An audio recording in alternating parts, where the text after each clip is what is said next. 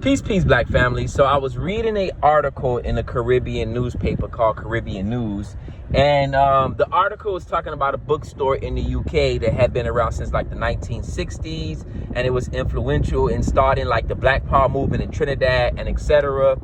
But one of the parts that stuck out to me the most is that the community that the bookstore is in is facing gentrification.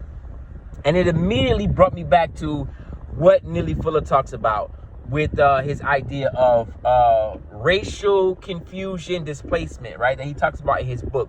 And he says that is a central weapon of white supremacy to keep people on the move. It doesn't matter if you're talking about, Africans being taken from Africa during slavery. It doesn't matter if you're talking about the gentrification of Brooklyn, of Miami, of Compton. Like, that is a key thing. Keep people confused and on the move so that they cannot create generational wealth, community, generational thinking. Like, all those things are central and important. And the one question that I always ask myself is, where are all these so-called good white people who want to see black people do good, who see the world as equality, right?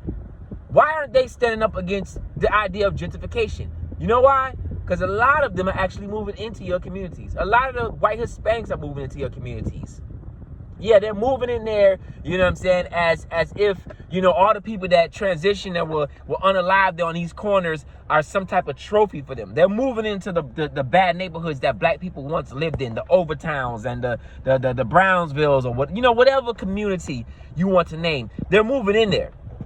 They're walking their dogs with no problem. Nobody's harassing them. Nobody's saying, where you from? Nobody's giving them a hard time. Because, again, even the so-called good white people help benefit this community and this society. All around the world, this is happening to us. We're being gentrified. Indigenous people, Native American people pushed off their lands. African people removed from their lands, brought to different lands. In Trinidad, in Jamaica, everywhere around the world. In the UK, this is happening to us. Gentrification, or what Neely Fuller calls it, racial displacement confusion. You get what I'm saying?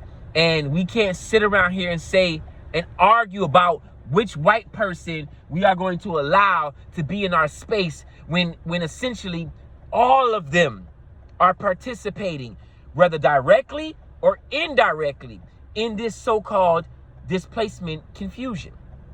You get what I'm saying? And of course, we have our co-conspirators as well, who fall in line with the system. But we have to really stop trying to pick out the M&Ms that we want to eat from and just recognize that they're all just M&Ms.